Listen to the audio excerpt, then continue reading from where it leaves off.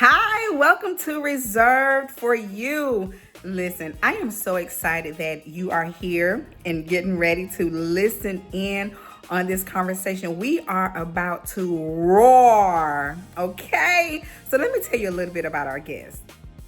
Latisha Howard is an accomplished law enforcement leader, author, and empowerment strategist with nearly 3 decades of service in the criminal justice field.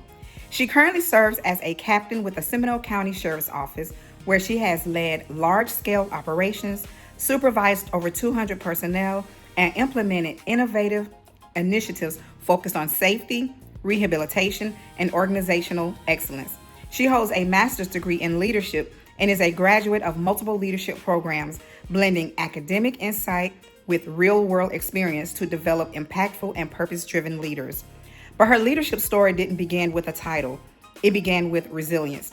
As a teen mother, she refused to let her circumstances define her future. Latisha decided early on that she would not only survive adversity, but that she would rise from it. That decision became the foundation of both her career and her calling. Because of her passion, she became an advocate for women's empowerment. Latisha is the founder and CEO of She Was Me, Inc., a nonprofit organization committed to uplifting women, particularly single mothers, and helping them transform obstacles into opportunities. Latisha is an author of the inspirational book Roar, Rising Over Adversity Resiliently, a motivational work that shares her journey from teenage motherhood and personal challenges to triumph, resilience, and leadership. Through her writing, Latisha empowers others with practical tools to recognize their strengths, organize their goals, pursue their ambitions, and reinvent themselves with purpose. The book is a transformative message that has grown into a powerful movement and a series of workshops. Her signature sessions include Roar and Unmuted, Finding Your Voice. The workshops have impacted those who work in the criminal justice system and individuals across communities who are navigating some of life's most challenging circumstances. In 2025, Latisha expanded her influence into the global stage as a TEDx speaker, delivering a powerful talk on the life-changing impact of mentorship for women in law enforcement. Her message highlighted how guidance, representation, and belonging create pathways for the next generation of leaders. She doesn't just motivate audiences, she equips them to move, lead, and live differently.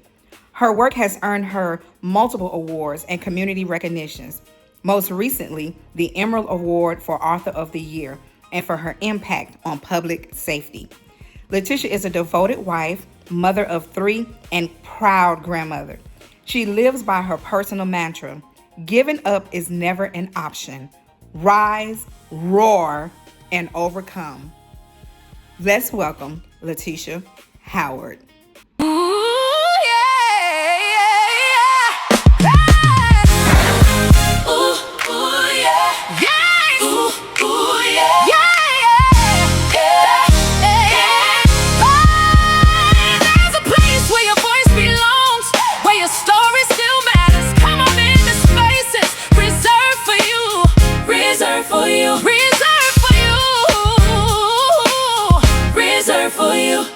So Latisha, we finally made it to Reserve for You. I'm excited to be here. Yeah, you look so pretty. Look, come on, red lips. You know this is the roar season. You know, yes. Big Leo energy. I know it's hard coming from behind those cancers, but you know y'all make it do what it do though.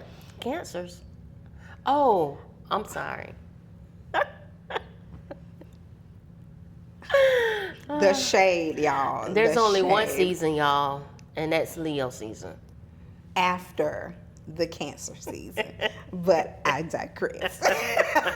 So you just celebrated your 52nd birthday. Yes. Okay. What is something no one told you about turning 50? So no one told me about turning 50 that I would not remember what I did yesterday. Or a few minutes ago. This short-term memory, oh my goodness. You know, I always saw older people with their little black books taking notes, and I'm like, okay, is it really that serious? But it's that It serious. really is that serious. It's that serious. Yeah. If you want to remember, yeah. that's why when people don't write stuff down, I be like, how? Because if I don't write it out, it's not going to happen. Yep. Same here. So how has life been for you? Now, we both about the same age. I'm a few weeks, couple of weeks, 3 weeks older. But what has it been like for you since turning 50? So for me, since turning 50, I just feel a freedom, right? That I think I'm at the age where I'm making decisions based on what I choose and how I choose to be happy. Yes. Yeah, so now it's not, you always hear do what you have to do until you can do what you want to do. Yeah. I think I'm in that phase where I'm doing what I want to do. Yep. And you know what? I like that because when I turned 50, even though I had no idea what that would look like, I said I am in my soft life era. Meaning I can't be worried about what other people may think of me. Not to say it doesn't affect me, but I've just had to switch the way I think because I remember hearing from women that's our age when I was younger when they would say, well, I have more years behind me than I have in front of me, and then the realization begins to set in, especially when you see your youthfulness is transitioning. But we thank God. We do. Because it is a blessing. It is an absolute blessing to still be here and to see 52. It is. And then, I do feel like the 50s are the new 40s because I do not feel 52. Me either. No, I don't feel 52 Except at for all. in the morning. In the morning, and when I'm getting up out of a chair that I have sat down for a long time, I'm like, oh. Having to get my balance, I'm like, okay, wait a minute, hold on. So, but I do feel what you're saying. It's a mindset. It is. And remember when we thought this age was old? And now we're at work. I'm looking at all the, new recruits coming in, and I'm looking like, I'm officially the old person. I was them 30 years ago. Now I'm officially the old person. Well, seasoned person. I'm not gonna say old, seasoned person. Yeah. Or what they call us, the old head. We're officially the old heads. So I've shared with everyone a lot about what you do, what you have done. We're going to get into your organization, your community work, your career, all the things. But let's have a little fun first. Okay. But y'all know, I just turned 52 and I got to put my glasses on. So see, that's one problem I don't have yet. Yeah, not yet. Well, God bless you, because girl, what? But those are some cute glasses. Thank you, appreciate them. So, let's see, what do we want to know about you? Okay, I'll tell you what is your guilty pleasure? So, my guilty pleasure is doing absolutely nothing. Yep. People don't understand. Doing nothing is a hobby. Yes. And I don't consider it wasting time. No. It's recalibrating. Yeah. It's resting your body, your mind, because we both are in careers that has everything to do with other people. Yes. My job has everything to do with children and families.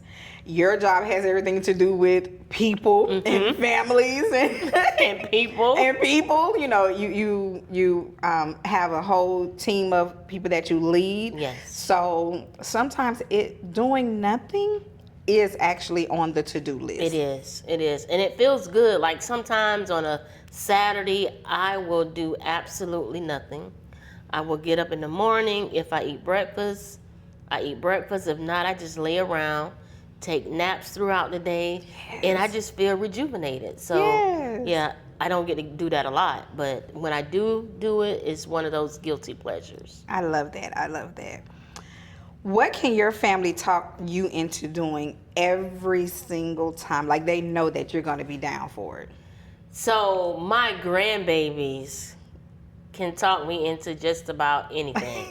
What do they call you? Gigi. Gigi. Yeah. Well, so the youngest call me Gigi. The two older ones says that no, your name is Grandma. You're not Gigi.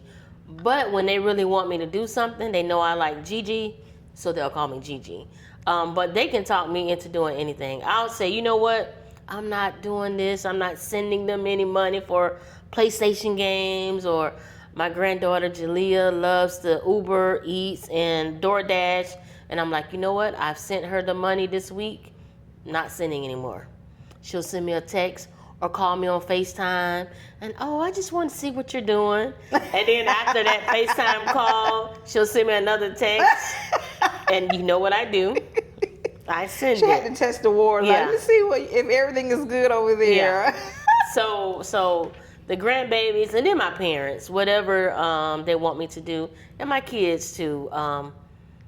Basically, they can get me to do pretty much. So you the go-to person. I am. I love that. Yeah. Okay, what song comes on and immediately you turn into somebody else? Lil Wayne, Mrs. Officer. If that song comes on, I turn into somebody else. And then I love Tevin Campbell, Can We Talk? Oh, yes. Now, classic. when that song comes on, I become a professional singer. I'm grabbing whatever microphone it is, and I'm singing that song. And no one can tell you any better. Nobody. No. You know, I always tell people especially when I'm in the car, I sound just like Whitney. You do. I believe it because what? Mm-hmm. I hit every note. You can't tell me nothing. Yes. I sound just like her. I just don't want to put other people to shame, so I don't sing around other people. I don't want to, people to be like, "Oh, Gina do too much because she can sing." Like, no. Oh, well, I put them to shame when it comes to Tevin Campbell. If that song comes on at karaoke, It's on and popping. it's on. Mm-hmm. And let me guess. You can't wait to get to the high note. Can you tell I'm a soprano? Can you tell that? I'm You definitely just be waiting for it. So you're the type, if you're at karaoke and somebody sing that song before you're gonna still sing it, huh? And I'm gonna do it better. Oh my gosh, I love that. So now I want to get to know the younger you. What was Latisha like as a young girl? So as a young girl, there was two versions of Latisha. So growing up, I was the smart kid, right? I tutored kids in our neighborhood. Okay. In school, I was on the A and B honor roll. And I was quiet, and I loved to write poetry. I loved poetry growing up. So I was real conservative, kind of antisocial in my books, a crybaby.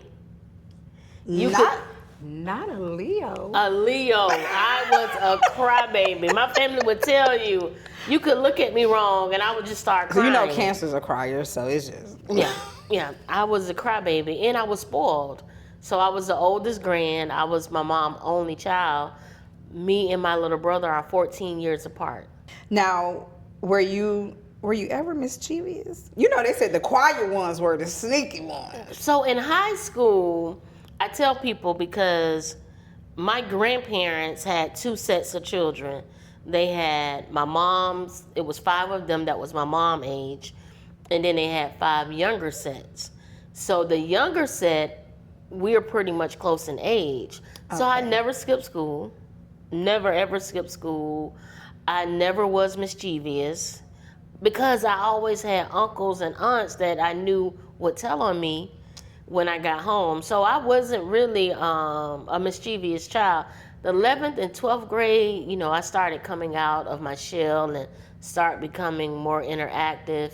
But yeah, I never skipped school, never did any of that. And people don't believe it, but I didn't.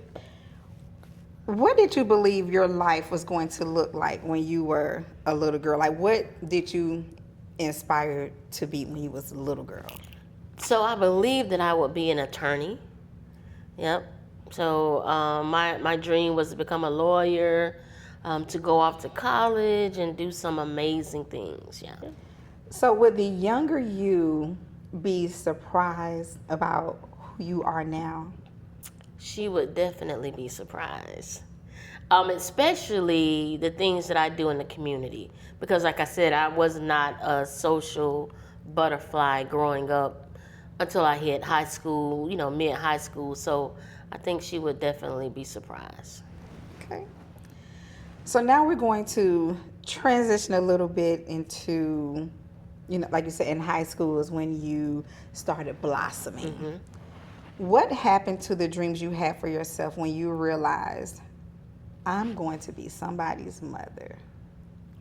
So now that I look back, the dreams that I had, I will say didn't end, they just changed, right? Because sometimes when you look at your circumstances, you see it as a failure, but I see it now as it didn't end, I just pivoted and went a different direction. So although I'm not an attorney, my life is fulfilled, I'm happy. So yeah, I just think that it didn't end, it just changed, and we have had a pivot. A little bumpy roads here and there, but we came out on the other side. So you were the term that we probably have heard all of our lives, a teenage mom. Yes. So how old were you when? 18. So you were 18, already graduated high school. So how did that moment change you? Although you were already graduated from high school, still very much so young, in between young adult and legal adult. So with your dreams and your goals, and now here comes your baby boy. How did you deal with that emotionally? So I talk about it a lot in my book, Roar. I actually found out I was pregnant like 2 or 3 days before my high school graduation. So when I walked across the stage, I was actually pregnant. Nobody knew that I was pregnant. So it was a lot of, I think, guilt, because I was supposed to be the first one in my immediate family to go off to college, become an attorney. And I'm like, oh.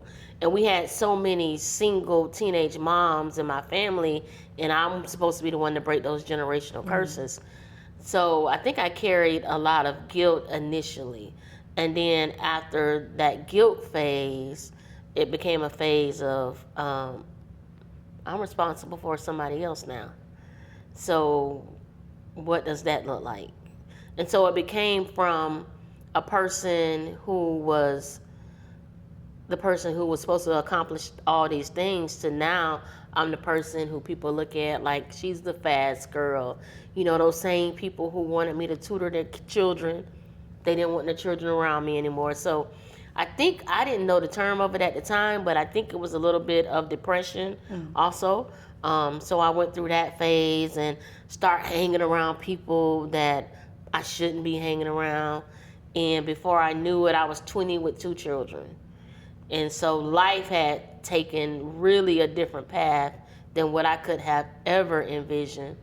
But being a single parent and being a young parent, I got into that survival mode, right? We call it resilience now. Yeah. But at that time, I was just surviving. And I knew that I wanted my children to have the best. So I had to figure out, what is it that I can do to make sure that they're successful.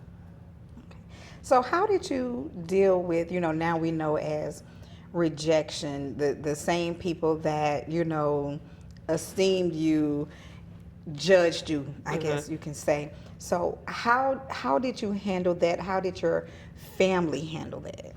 So my family, my mom and my grandparents, they were amazing. People in the community, not so much, but, they always said, you can be whatever you want to be. So the rejection from the community was more louder than the rejection from my family. So I had to shut out the noise from people who really didn't know me and listen to what the people who knew me and loved me had to say. So I think that's what I did get. Maybe like 1 or 2 years I was just in this slump. I'm just going to be like everybody else. I'm not. I'll work at a restaurant or inside of a manufacturing company. That's what my life is going to look like. But having my parents, so to have them to push me, I think that's what got me over that hump. And then having faith. Yeah. That really does spell resilience, because everyone has seasons. Yep. Even those that are at the top of their game or that have the accolades, like everyone have the seasons where there are lessons. Yep. Because otherwise, how would you grow? Yeah.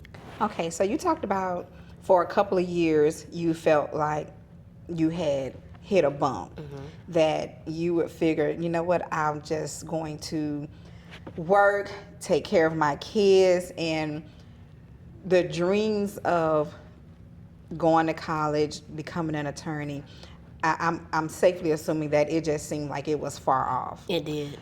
Who was there to be your voice of reason to let you know it was not over?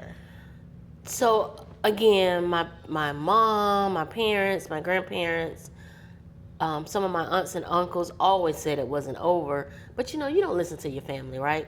And so I met this young lady. We both were working at a manufacturing company, and we both were, I think she may be maybe a year younger than me, but we both had 2 children.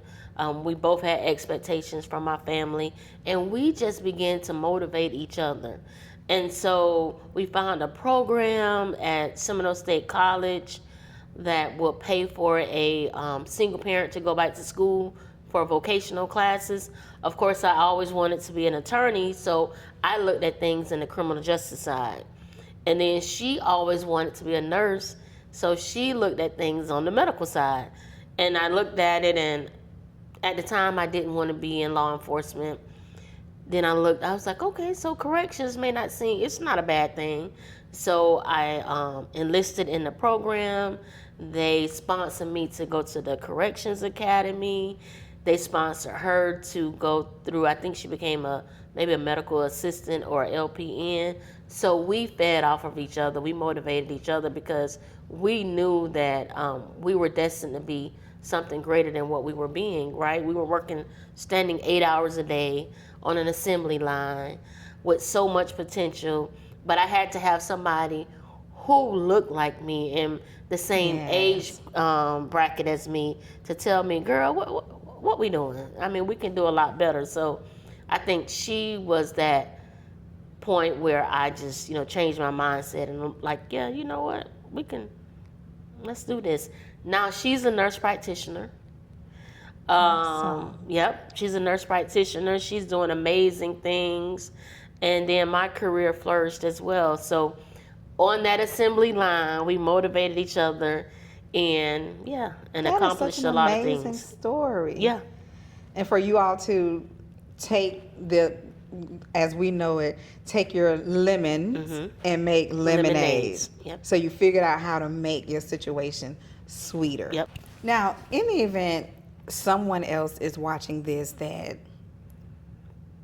especially those that are younger, or maybe someone that has a daughter or a granddaughter that experienced what you experienced, as far as in that dark season, that time, what were you carrying privately that people from the outside just couldn't see?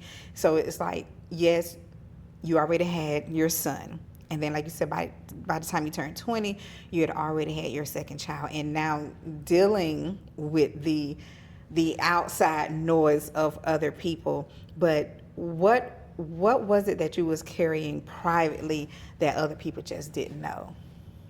I think the biggest thing that I carried privately is just how will my kids see me? So it shifted from worrying about what people on the outside said to now I have these 2 little people that I'm responsible for. How will they see me, right? Will they see me as a failure?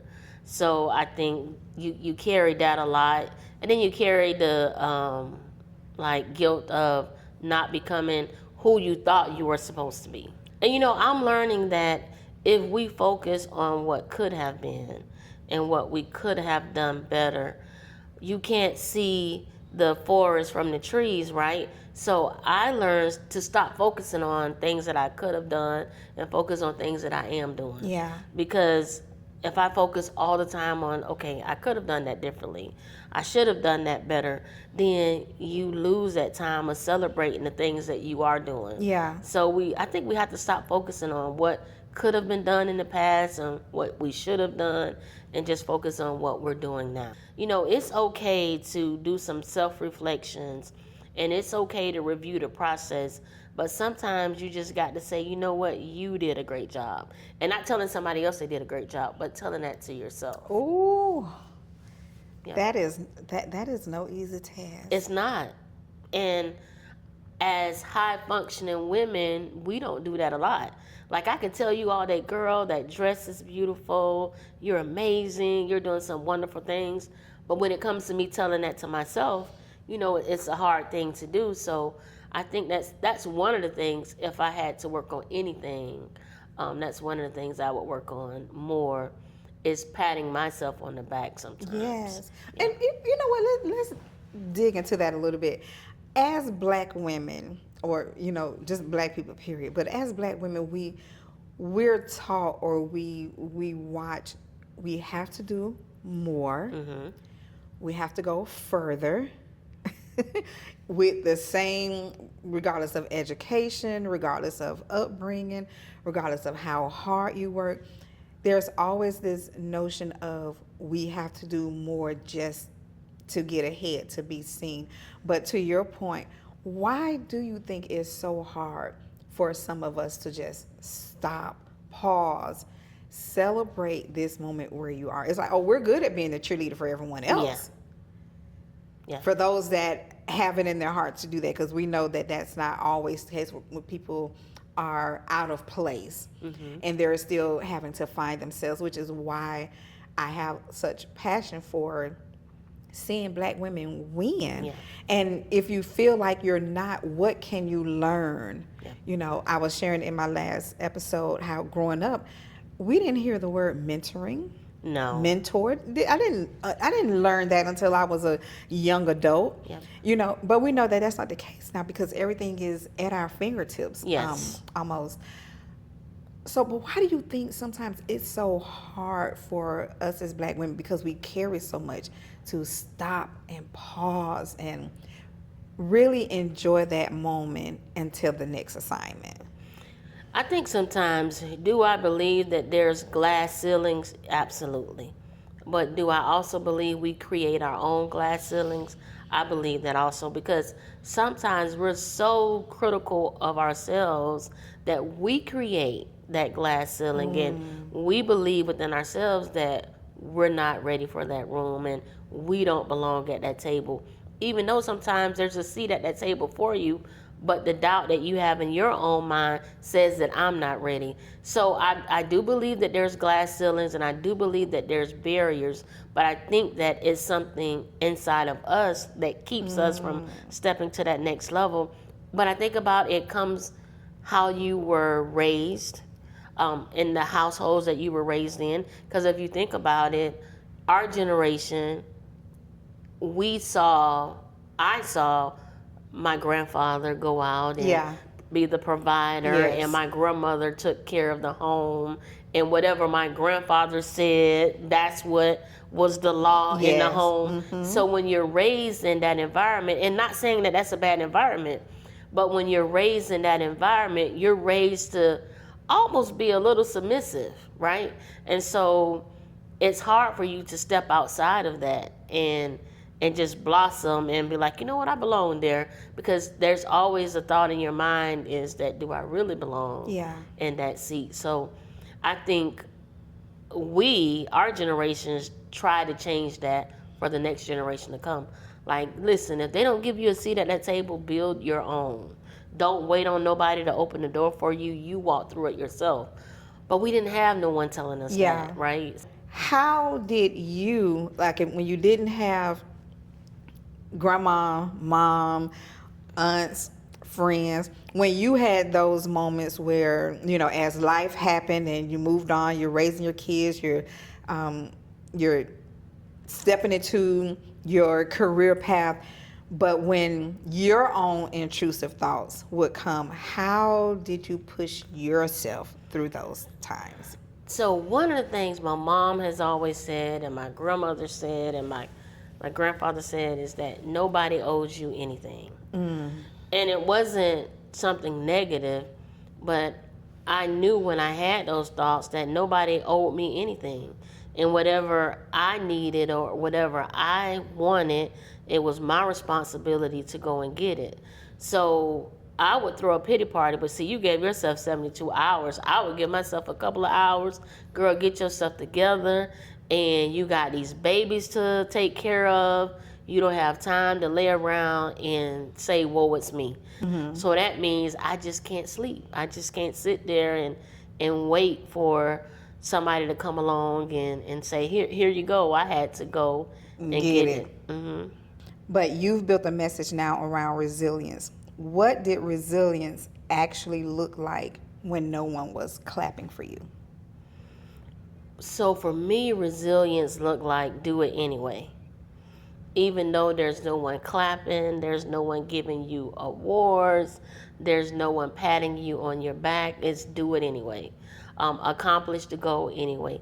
Set your goals, accomplish them, and then I always would set like crazy goals.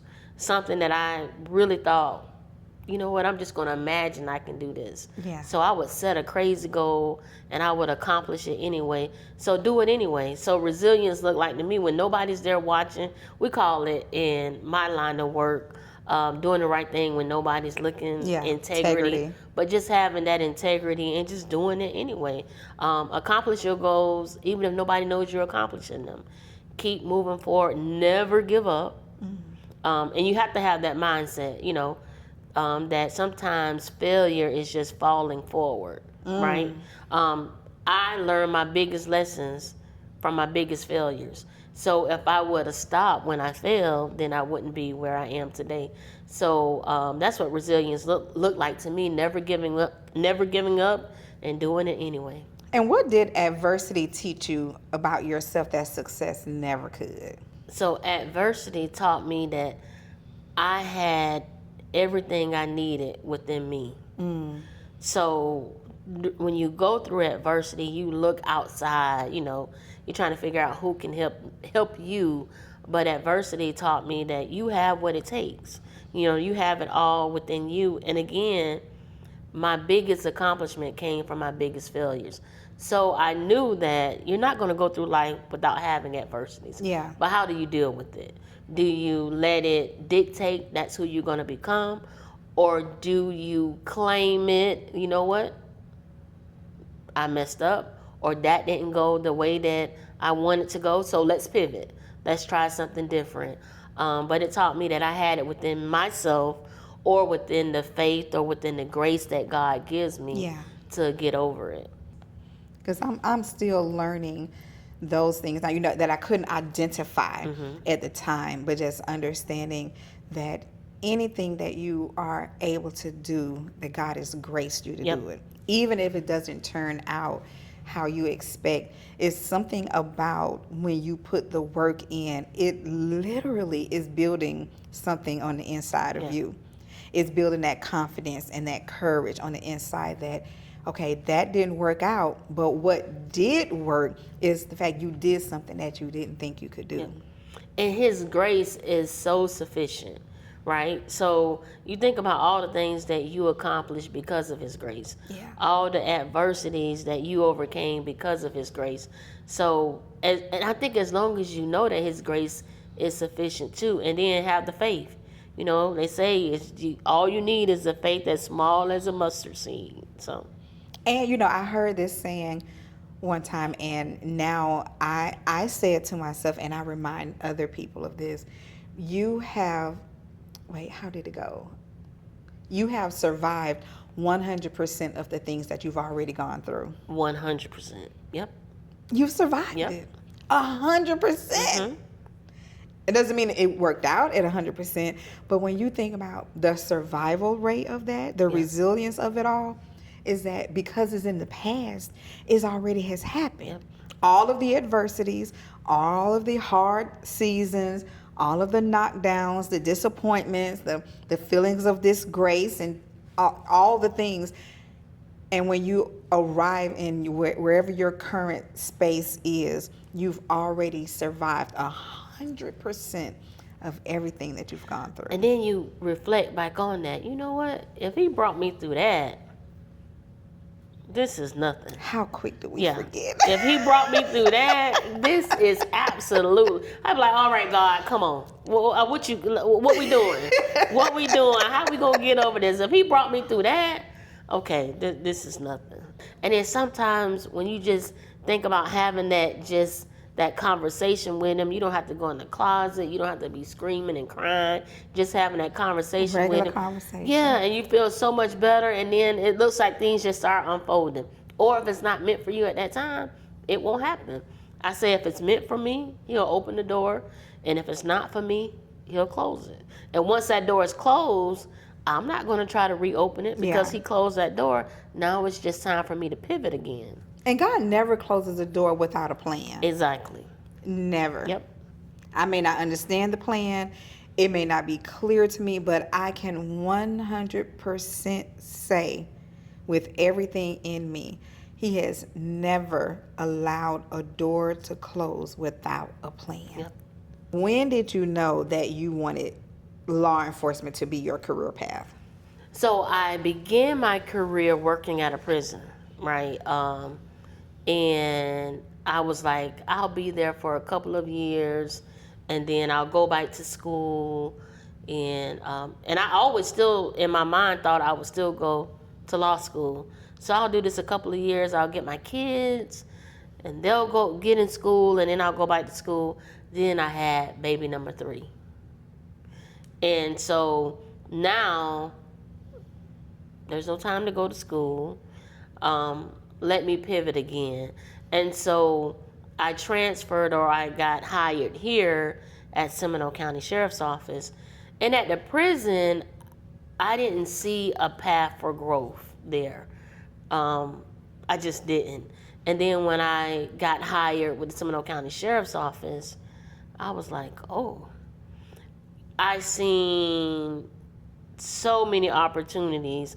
I laugh and I tell everybody about my interview board. There was a female who later became my mentor. Her name is Robina DeBose. She was on my interview board. While working at the prison, the only females that I saw in leadership role, they were like masculine, right? And I'm like, I'm not going to change who I am to become a leader. So when I got there, she was on my interview board, and she was looked like a ray of sunshine, right? Because she's a beautiful lady, and she was feminine, and I'm like, oh, they hire and promote people like this? So I'm like, okay, this can be something that I could do. And then our agency has so many different opportunities. So I was like, you know what? I could do this long term. So I did corrections. I became sworn, law enforcement, transferred to the courthouse, did that for a few years. And with doing that, I was on a Monday through Friday job. So I was able to go to every football game, every cheer practice, every game, baseball game. And so it was something that I could still raise my family and still, accomplish goals. I'm like, okay, this probably is where I need to be at. And then I started seeing how I impact the community that I live in. Like, people saw somebody from Sanford, somebody from Goldsboro working in law enforcement. So it was not only an impact for my family, but for my community. And then I say, if I can change one life, right? If I could talk to one inmate and something that I said to one person changes the trajectory of their life, then I feel great. So I think it was a combination of all of that allowed me to see that this was where I was supposed to be. So, building your career in law enforcement, what did it take for you as a black woman in in the profession that you were in, and then you had your mentor? But what did it take for you to rise into the senior leadership position now, captain in your career field? So it's going to sound funny when I say this, but I didn't look at myself. I know I'm a black woman, but I didn't look at myself as a black woman. I looked at myself as someone working in the field that deserved everything that everybody else had, right? So I think if you look at yourself as that, then you put limitations on it. So at some point, I had to realize that it wasn't the black woman that was showing up, it was Latisha Howard that's showing up. And she deserves everything that everybody else in the room has. So I stopped putting that limit on me, and I didn't want no one to give me anything because I was black. I went back to school, got my bachelor's degree, got my master's degree, probably got several certifications, state level, national level. So I just wanted to be seen as Latisha Howard and not as a black woman. Now it comes with that, but I think when we put that limit on that, we're limiting our selves. I just want to be in the room, seen just like everybody else. How did you, being a black woman, play a role in being an example to others that look like you or could see you and you look like them? I think, especially in my family, all my younger cousins. So I told you I was like the little sister of the group of 10. So all my younger cousins, they call me auntie. So I think they all look up to me, and people in the community look up to me because of my status in my profession. So I think it's just being an example for them that you can do it. But one of the things I tell them too, don't walk in the room and think because you know you don't belong in the room because you're a black woman, or don't think that when you walk in the room you don't belong in the room because you're a black male.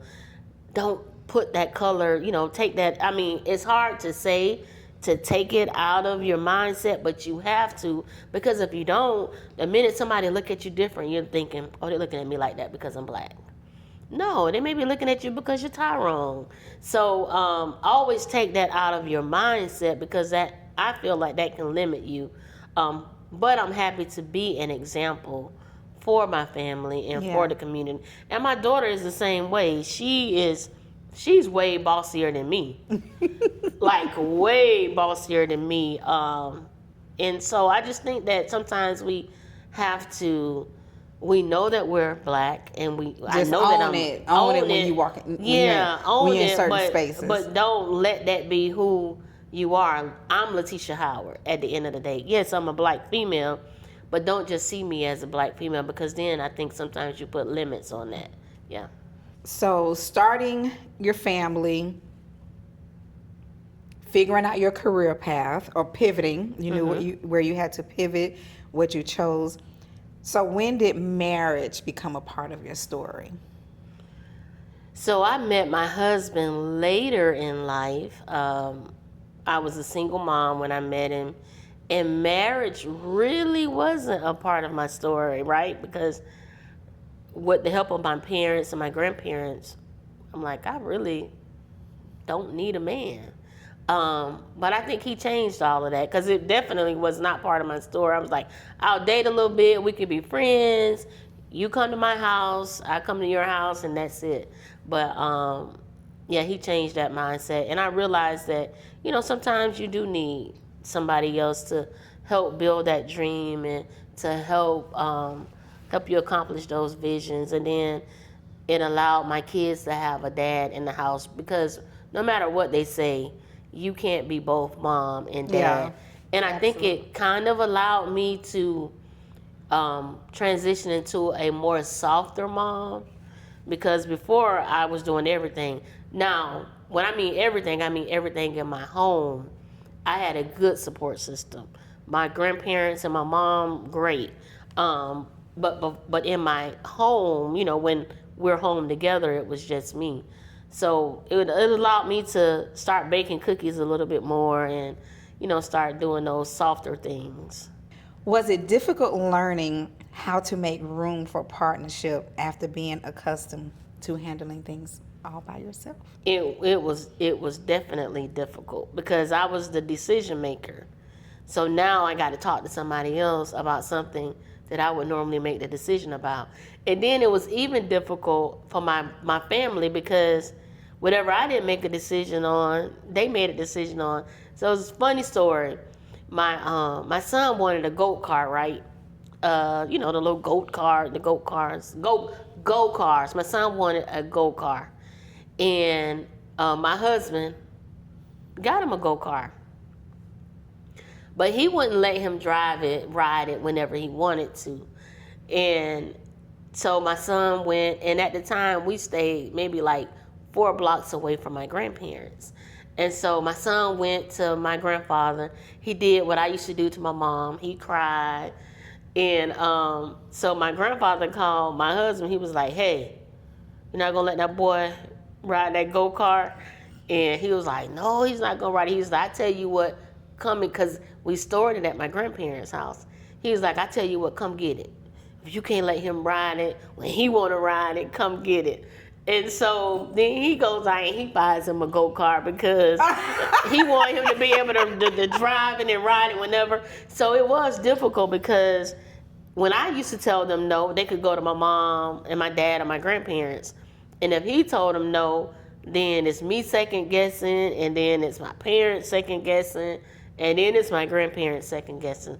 So he had a time for a little while. I bet he was like, what have I gotten I got to deal with her and them, but I think he'd rather deal with me before he dealt with them. But it was hard to kind of relinquish that. Yeah. So it took a few years for me to just allow him to do what he needed to do. So now I want to share, or rather for us to get into more about your organization. Tell the people about She Was Me, like the name, why She Is Me. What is the short form story you want people to know about that? So short form is, it was my 45th birthday, and I never will forget it.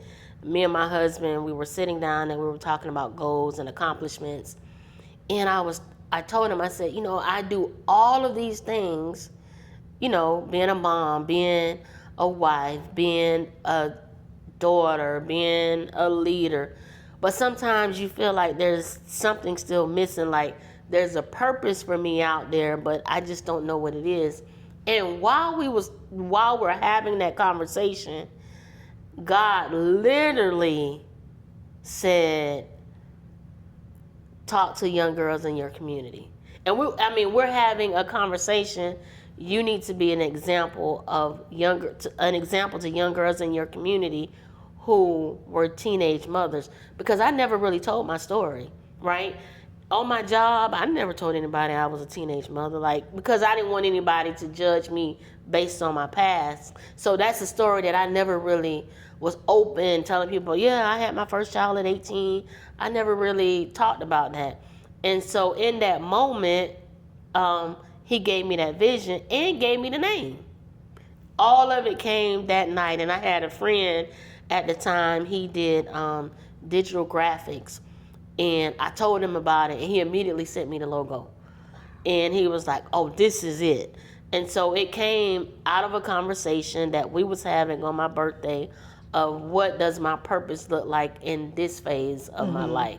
So just letting young women know in the community that it's never too late to be who you were meant to be. So at first my focus was strictly on teenage moms. But then I saw that it's so many other women that's going through so many other challenges that we can motivate and inspire, right? It could be somebody who's dealing with domestic violence. It could be somebody who's going through a divorce. It could be somebody who has had some type of trauma. that is somebody in our organization that has experience going through a hardship. So we're telling them, she was me. I was that person. Yeah. And just because you're in that phase of your life right now, that doesn't mean your life ends in this moment. So that's where it started out, talking about just specifically teenage mothers, but it has expanded into so much more. So aside from your family, your mom, your dad, your grandparents, what do you wish someone had given the expected mother, Latisha, at that time, that you are now giving to other women? That at that time, being a teenage mother was not the end of my story. It was only a chapter in my book. That's So good. I would tell them, whatever situation you're going through right now, it doesn't define you. It's just a chapter in your book. And you don't even have to make it a big chapter, right? Yeah. You can just make it a small chapter in your book, but it does not define you. And it does not stop you from accomplishing whatever goals you want to accomplish. Maybe you have to pivot a little bit. Maybe it will take you a little longer. And maybe you have to change courses, right? Maybe it's time for you to write a new chapter, but that chapter doesn't define you. It's just a chapter in your book. And I say all the time, girl, get up. You know, it's okay, right? We get knocked down, we trip, we fall, but get up. Don't lay there. My grandmother used to say, don't lay in that mess. Get up. And so I always say, listen, that's just a chapter in your book. It doesn't define you, who you are. It doesn't mean that your story ends here. It's just a chapter. Let's pivot and let's change direction. So you've written a book. When did you write the book? Or what compelled you to put your story in the book? As you said, you really hadn't shared it openly. Yeah. So what made you decide to put it to print? So what made me decide to put it to print is just when I did tell my story, and then the young women who would reach out, and people in the community so of course people who grew up with me knew my story, but other people didn't. So they would call me and say, hey, I didn't know you were a teenage mom. I'm like, yeah. Well, this person is going through this. So I would call them and I would talk to them. And then I thought about, well, you know what? Let me put it in a book. Let me tell them how they can rise over adversity resiliently. So that's how the book came along. And then the crazy thing is, I stopped and started for like a year. And it was going to be called something else. It was going to be called Ascend. And then again, God gave me Roar, and I am a Leo at heart. Y'all, you see the. And so I always would joke, and I always say roar all the time. And then he gave me that vision of having roar, rising over adversity resiliently, and roar loudly. Sometimes we purr like little kitties, but when you rise over adversity, roar loudly. What are some things that you find or that you feel that women are still afraid to say out loud? I think one of the things women are afraid to say out loud is the self-doubt and the lack of confidence. Because, sometimes we pretend like we got it all together, but I think sometimes we're afraid to say we don't have it together. Come on now. And you're afraid that someone will judge you because you don't. So then, because you don't say it out loud, you don't get the help that you possibly could receive. So I think it's that that lack of confidence, that that self-doubt, and not telling anybody. Like not going to Gina and say, you know what, Gina, I want to write this book, but I don't know how to. So we pretend we know it all because we don't want to be judged. One of the other things is shame. Yeah. Because so many, like, you can go through something, me and you probably could have the same story, but I'm too ashamed to tell you about my story. You've went through it already, right? You can help me out of the situation, but that shame and that guilt, I think sometimes keeps us Yeah. from talking as well. At what point did you realize that your life wasn't just a success story, but that it's an assignment? I think when people that you don't know come up to you and say, "You inspire me," and even women that who are older than you, right? You look at younger girls and like, okay, but when you have older women who come up and say, "Keep going," Yeah. you're such an inspiration. One lady said, "You know what? I went back to school." She was 62 years old. She said, "I always wanted to go to college.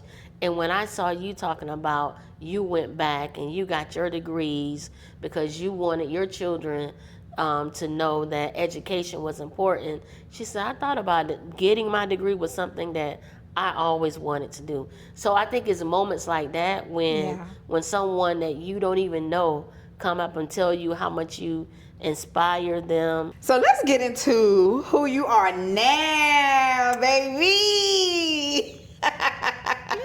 So at 52, now we talked earlier in the very beginning when you said now you tap into the things that bring you joy and peace and enjoying the nothingness when it occurs. So what does Latisha want for Latisha at 52? So I think at 52, like I said before, just this is my season of choosing. Oh, I like that. Yeah, choosing what I want to do, choosing who I want to allow in my space, choosing the direction that I'm going in my life, choosing if I want to pivot, if I want to remain and stay on the course. It's just that I have that choice now. Because I think Yes. about in my 20s, I was surviving, right? We call it resilience now, but in my 20s, I was a single mom surviving. In my 30s, I was building, right? Building my career, being a great parent, being a wife. My 40s, I was leading others, In my 50s, I just want to choose. Choose to do whatever it is that I want to do. I love that. Yes. That is so good. I'm going to have to think about that. So I know you're still ambitious because, that's that Leo thing. It's the Leo thing. What are you building next? Like what's next on your to-do list? I think for me, next is just opening the door for other people. And rather it's in my career or rather it's in the community, just mentoring and inspiring and teaching. And so I think that's where I'm headed in this. So you ready to pass the baton, if you will? Yeah. And then focusing more on family, because I've spent years focusing on family, but focusing on career and ambition, and focusing a lot, more on family too. Okay, so I'm going to ask you a series of questions, and I want you to give me your first answer. Okay. Heels or sneakers? Neither. I like sandals. I like slides. Morning person or night owl? Night owl. Sweet or salty? Sweet. Cook at home or reservations? Reservations. Text me or call me? Text me. Music blasting in the car or a quiet ride home? Music blasting in the car. Can we talk for a minute? I just want, yes. Favorite way to spend a completely free Saturday? Doing nothing. One thing your husband would say you are absolutely stubborn about? Oh, what would he say I'm stubborn about? I don't know. Once I make up my mind about something, it's hard for me to change it. So I guess I'm stubborn. Once I got something in my mind, it's That's it. No negotiating. no negotiating. Nope. Something your kids tease you about. They tease me right now about my AI photos. Every time I put a photo up, one of them is screenshotting. Mom, my daughter, you doing too much. That doesn't even look like you. Take that down. The baby boy would say, here she go again. Who is that woman? That is not you. That is hilarious. Oh my God, they tease me all the time. I get so sick of them. And sometimes I'll put something up and I'll just wait. I already know as soon as I post it, one of them gonna say, what you doing? Yeah. That is hilarious. I love that. What's one thing Grandma Tish lets the grandkids get away with that Mama Tish never would have allowed? So my kids said, oh, you just don't have McDonald's money. You got Chick-fil-A money. You got Texas Roadhouse money. So if I cooked and they didn't want it, you still going to eat it. So I let them get away with when I have them. If I cook and they don't want it, we'll go get something. You got so. Or I may not even cook. I be like, what y'all want to eat? Texas Roadhouse sounds pretty good. Chick-fil-A sounds good. McDonald's sounds good. So it's like, oh, you got all kind of McDonald's and Chick-fil-A money. You done got soft at 52. I have. What is Latisha Howard not doing anymore at 52? So at 52, I'm not worrying about the negative chatter. If you like me, you like me. If you don't, you don't. So I don't have time to focus on negativity, and I don't have time, because sometimes you just go because you're invited. Now Latisha's going to be intentional about her space. Now there's one last thing that I want you to do. A couple of things. One, I want you to tell everyone how they can connect with you on social media. How can they learn more about She Was Me? So you can get in contact with me. One, Facebook. I'm over 50, so we like Facebook. And on Facebook, I am Latisha Howard. Or you can get in contact with me, She Was Me, Inc. And I have a Facebook page that's called Roar with Tish.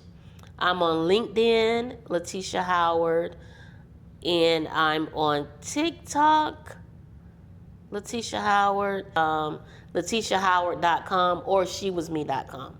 Now, what I want you to do, final word to the audience, I want you to look into the camera. Okay. And I want you to give a message. What are your final thoughts, your takeaways? So my final thought that I would leave the viewers with is that rising over adversity means that whatever adversity you're going through right now is just a chapter in your book. It's okay to pivot. It's okay to fail forward, but it's not okay to give up. So never give up, never stop, because it's never too late to be who you were meant to be. And that's my motto. Yes.